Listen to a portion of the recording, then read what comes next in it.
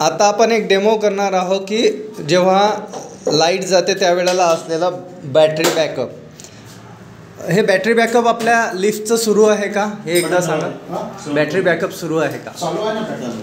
मग ओके.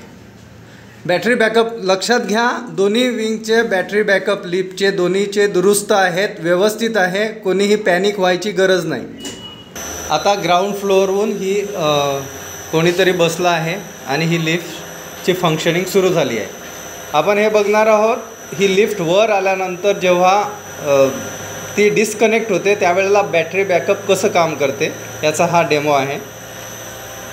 सध्या बघू शकतो आपण 5व्या फ्लोअरला ही आली आहे. 5 नंबर इथं आहे, 6ला आहे, हे आपण बघू शकता, आणि 7ला आली आहे. कधी कधी जर समजा काही प्रॉब्लेम आला, जसा मगाशी आला होता, अशा वेळेस काय करायचं, हे वर करायचं, हे बटन हे मेंटेनन्स मध्ये जाते, पुन्हा नॉर्मल करून जायचे. अच्छा, म्हणजे हे केव्हा, ही बटन केव्हा यूज करायची?